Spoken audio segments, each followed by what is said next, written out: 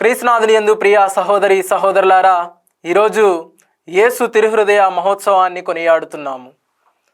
మరి ఈనాటి స్వార్థ పఠనంలో త్రోవ తప్పిన గొర్రె యొక్క ఉపమానమును వినబోచున్నాము.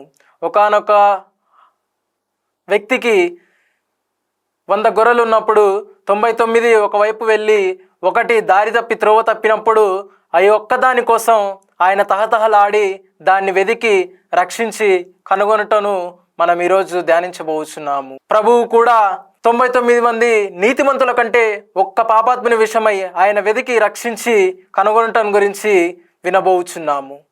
మరి మన జీవితాల్లో కూడా ప్రతిసారి ఆధ్యాత్మిక విషయములందు ఆసక్తి చూపక పాపకరమైన జీవితంలో బ్రతుకుతూ ఆయన నుండి, ఆయన సన్నిధానం నుండి వెళ్ళిపోవచ్చున్న కొన్ని సందర్భాలు ఒకసారి ఆత్మ పరిశీలన చేసుకుందాం. మనం ఎంత దూరం వెళ్ళినను ప్రభు మనలను కనుగొని రక్షిస్తూ మనలను ఆయన చొరువలోనికి తీసుకొనిచున్నాడు.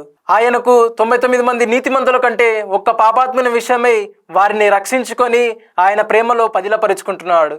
మరి మన జీవితంలో కూడా మనం ప్రతిరోజు ఎవరో ఒక ఇరుగు పొరుగు వారిని ద్వేషించి, అవమానించి, అనుమానించి ఏవేవో మన జీవితాల్లో ఇలాంటి ఘటనలు జరుగుతూ ఉంటాయి.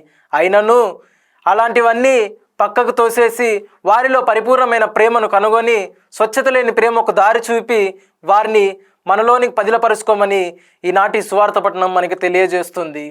ప్రియ సహోదరి సహోదరులారా, ఈరోజు యేసు తిరుహృదయ మహోత్సవాన్ని కూడా కొనియాడుచున్నాము. మార్గరేట్కు ప్రభువు కొరడాలతో కొట్టబడుతున్నట్టు ఒక దర్శనం కనిపించింది. ఆ దర్శనంతో ఆమె జీవితమే మారిపోయింది. తాను సన్యాసత్వం తీసుకోవడము, పవిత్రత యందు ప్రతిష్ఠించుకోవడము వంటివి జరిగినాయి. తరువాత ఈమెను యేసు తిరుహృదయ పాలక పునీతురాలుగా మనకు తెలియపరుస్తున్నారు. ఈ యొక్క యేసు తిరుహృదయ పండుగ పెంతెకోస్తు మహోత్సవం తర్వాత నుంచి 3వ శుక్రవారం రోజు కొనియాడుతున్నాం. మరియు ప్రతి నెల మొదటి శుక్రవారం రోజున ఈ యొక్క యేసు తిరుహృదయానికి అంకితం చేయబడిన దినముగా శ్రీసభ కొనియాడుచుంది. యేసు యొక్క పవిత్ర హృదయం మానవుల ప్రేమకు సూచనగా నిలుస్తూ ఉంది. మానవత్వం పట్ల ఆయన చూపించే ప్రేమ, కరుణ ఇవి సూచకంగా నిలుస్తూ ఉన్నాయి. ఆ చిత్రపటంలో ఉన్నటువంటి మంటలు, హృదయంపై ఉన్నటువంటి జ్వాలలు మానవాళంతటిపై ప్రేమను మండుచున్న అగ్నికి ప్రతిరూపంగా చూపిస్తూ ఉన్నాయి.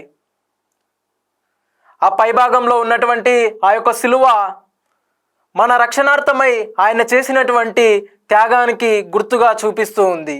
ఆ హృదయం చుట్టూ ఉన్నటువంటి ముళ్ళులు శిలువ వేయబడిన సమయంలో ఆయన అనుభవించినటువంటి బాధను వ్యక్తపరుస్తూ ఉన్నాయి. యేసు యొక్క పవిత్ర హృదయం మనందరిపై చూపించేటువంటి ప్రతి ప్రేమకు చిహ్నంగా మారుతుంది.